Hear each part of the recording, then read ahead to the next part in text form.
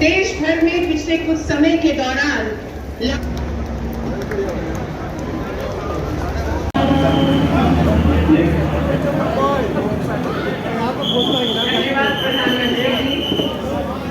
देश भर में पिछले कुछ समय के दौरान